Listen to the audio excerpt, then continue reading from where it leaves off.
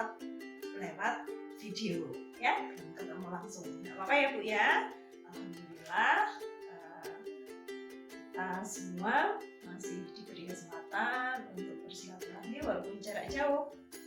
Saya berdoa semoga kita semua senantiasa dikaruniai kesehatan, diberi kemampuan dan kekuatan untuk menghadapi kesulitan yang saat ini melanda negara kita, termasuk di wilayah Malang Raya, dan semoga badai cepat berlalu ya.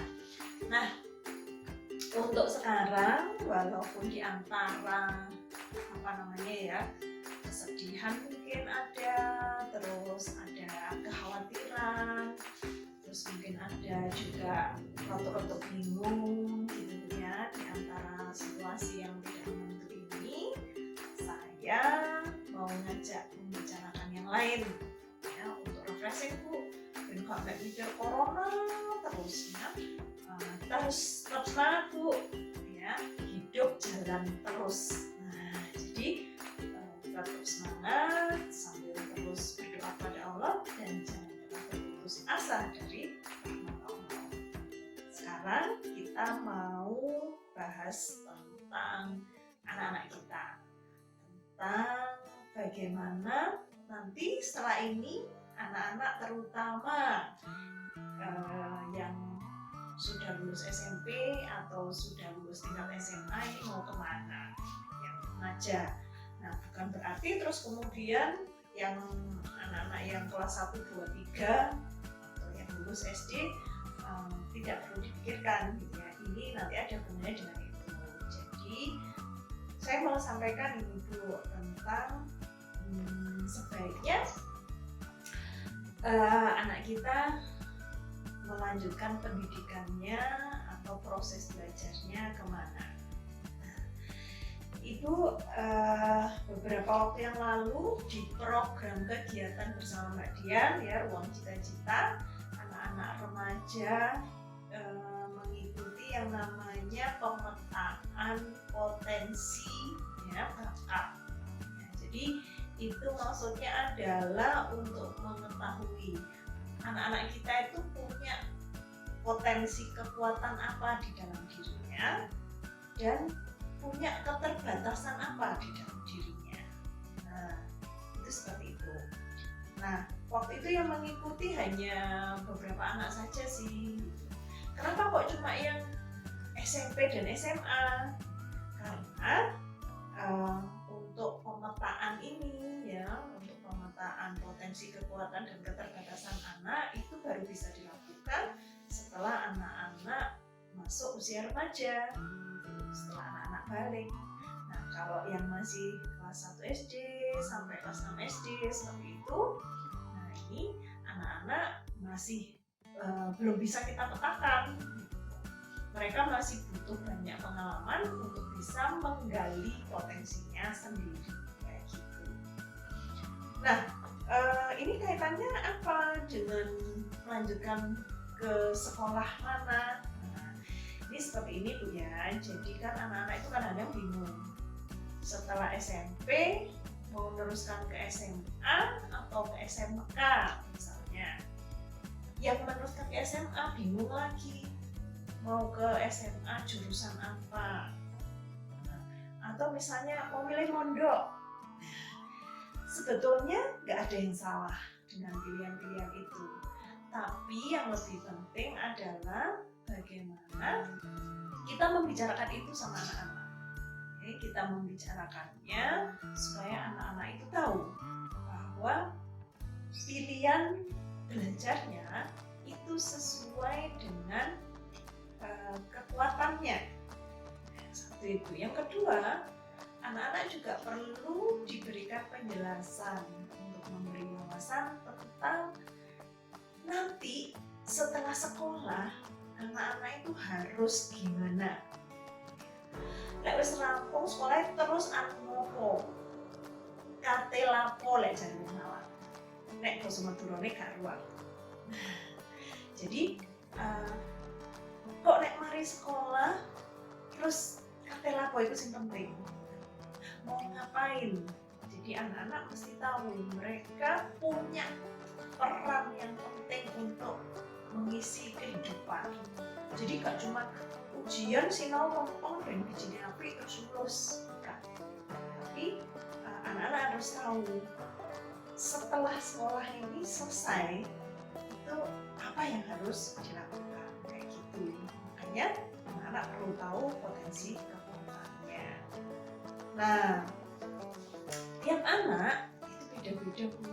Jadi nggak bisa ibu misalnya koyok mbak iku loh sekolah di kono, mari besok kerja enak, atau wis sekolah bareng-barengan mbak iku loh cek ono kancane. Nah, ini nggak jelas.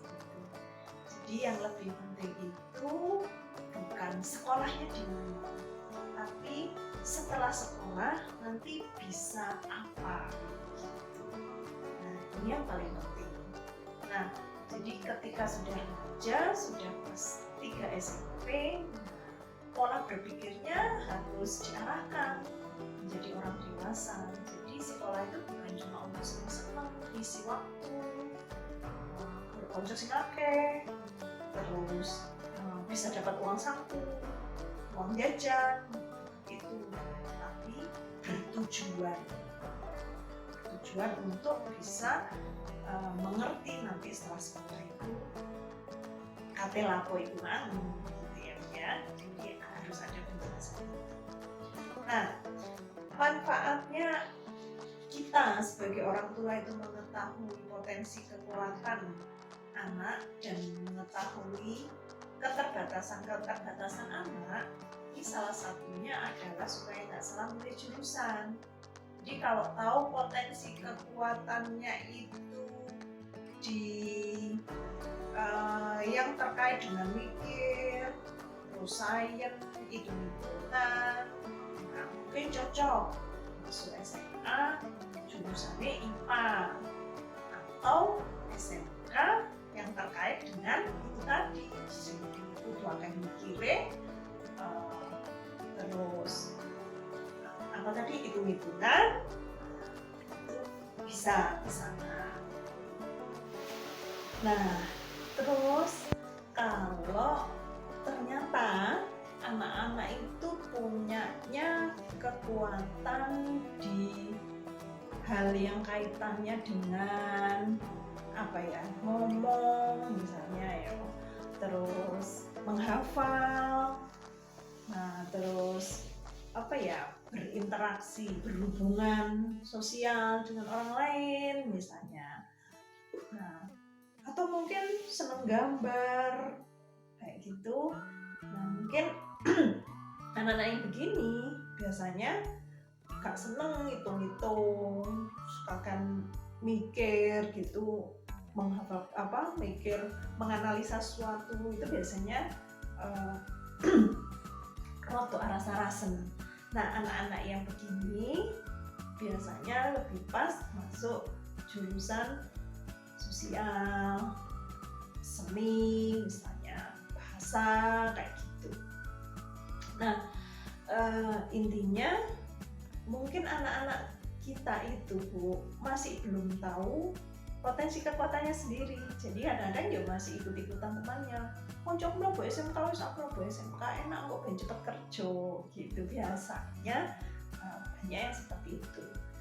Nah sebenarnya nggak ada salahnya juga kita mengikuti kemauan anak, tapi tetap harus diberikan penjelasan. Nah, jadi pilih jurusan ini itu kelebihannya apa, kekurangannya apa, manfaatnya apa, risikonya apa, gitu. Jadi harus dijelaskan pada anak. Jadi kadang kan anaknya ngeyel ya Bu ya, nggak apa-apa, kayak ngeyel, kita yang penting sudah menjelaskan. Artinya ya nanti anak-anak ini harus sudah siap menanggung risiko-risiko yang mungkin terjadi kayak gitu. Nah terus gimana kalau yang mondok? Nah kalau untuk mondok, persiapan yang lebih utama adalah persiapan mental, persiapan psikologis, persiapan psikisnya. Jadi Jadi mental ini harus dikuatkan. Dalam hal apa? Karena nanti kalau di pondok itu kan berpisah dengan keluarga. Anak-anak harus sudah bisa atau sudah siap untuk belajar beradaptasi dengan lingkungan yang baru. Beradaptasi itu maksudnya menyesuaikan diri.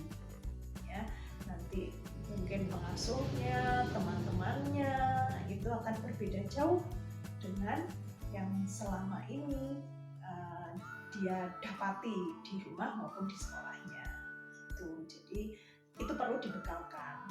Jadi jangan cuman menyampaikan enak kalau di pondok belajar ngaji pahalanya gede gitu ya. Jadi jangan cuma itu, tapi juga perlu dijelaskan hal-hal apa yang bisa terjadi di pondok dan anak-anak dikuatkan untuk mempersiapkan diri supaya nanti kalau memang sudah masuk pondok mereka sudah tahu apa yang harus dilakukan ketika mengalami hal-hal yang tidak biasa, ya Bu ya. Nah itu seperti itu. Nah terus kadang-kadang kan ada perbedaan, anaknya nggak mau ke pondok tapi orang tuanya pengen anaknya di pondok, atau sebaliknya anaknya pengen ke pondok orang tuanya masih nggak tega. Nah ini juga perlu dibicarakan. Caranya gimana? Sama Bu. Jadi anak diajak diskusi, diajak omong, diajak ngobrol. Anak ditanya alasannya apa kok pengen mondok misalnya, atau apa kok gak gelem mondok. Nah itu ditanya, biar anaknya dulu yang ngomong. Nanti setelah itu baru gantian kita orang tuanya gantian menjelaskan kenapa sih kok orang tua menginginkan anaknya mondok, dijelaskan. Nah, kenapa sih orang tua kok nggak tega kalau anaknya mondok, itu juga perlu dijelaskan. Nah setelah itu baru diomongkan bareng Bu penjelasan yang tadi itu, manfaatnya apa, risikonya apa, kelebihannya apa, kekurangannya apa. Nah itu disampaikan, dibicarakan bersama anak seperti itu untuk yang pilihannya mondok atau tidak mondok. Nah sekarang bagaimana dengan kalau yang sudah lulus SMA kemudian pengennya meneruskan lagi kuliah misalnya, nah padahal orang tua nggak ada biaya untuk kuliahnya anak ini. Nah itu tidak harus merasa sedih, berkecil hati atau minder ya. Kalau anak-anak ini dapat kartu Indonesia Pintar ya itu bisa diteruskan Bu untuk melanjutkan pembiayaan kuliah gitu. Cuma nanti prosedurnya ada sendiri ya, saya belum bisa menjelaskan di sini. Kemudian kalau pilihannya kerja apa? Nah anak-anak perlu dijelaskan bahwa kalau kerja itu kita harus siap mulai kerja dari nol, dari bawah, yang kadang-kadang cuma dapat pengalaman kerja tapi belum dapat pendapatan yang memadai. Nah jadi kita sebagai orang tua harus memberikan penjelasan yang tidak ditutup-tutupi. Jangan hanya dimunculkan pemikiran lek kerja itu mesti entuk duit gitu. Jangan itu ya, karena kerja itu juga bisa dapat ilmu, bisa dapat pengalaman yang itu juga berharga untuk kehidupannya anak. Nah kalaupun dapat uang berapapun besarnya pendapatan ini harus dibanggakan sehingga anak semakin semangat kerjanya. Terus kerjanya di bidang apa? Apakah harus sesuai dengan jurusannya? Nah, kalau untuk awal biasanya akan sulit gitu. Ya, untuk mendapatkan yang berkesesuaian dengan yang diinginkan. Nah, makanya saya bilang tadi, bekerja itu juga proses belajar. Jadi juga bisa dapat pengalaman, juga bisa dapat belajar belajar urip soro, karena kerja itu kan ikut orang, kudu gelem diatur uang, kudu gelem bekerja sama dengan orang lain, itu seperti itu itu proses pembelajaran lagi. Jadi itu juga harus dijelaskan kepada anak-anak. Seperti itu Bu ya. Jadi kalau misalnya ibu yang sekarang anak-anaknya lulus SD misalnya mau masuk ke SMP mana bingung, itu kembali ke kebijakan. Kalau harus zonasi ya ikuti zonasi Bu, tapi kalau buat saya yang penting itu bukan sekolah di mana, tapi bagaimana kita membekali anak-anak supaya mereka tahu setelah sekolah kate lapo gitu. Ya, anak-anak harus tahu dia akan berperan apa dalam kehidupan ini. Seperti itu. Jadi apakah nanti mau SMA, jurusan apa mau SMK jurusan apa, itu kembali ke kita mesti memahami potensi, kekuatan, dan keterbatasannya anak-anak. Nah, seperti itu sementara yang bisa saya jelaskan untuk ibu-ibu terkait dengan mulai sekolah untuk tingkat SMP yang mau melanjutkan ke SMA dan yang sudah mau lulus SMA atau SMK. Terus sekarang bagaimana kalau yang mau masuk SD? Nah, kalau yang mau masuk SD ataupun yang mau masuk SMP itu kembali mengikuti kebijakan peraturan. Kalau masih sistemnya zonasi, ya kita ikuti itu. Pilih sekolah yang terdekat dengan alamat kita di KK, ya.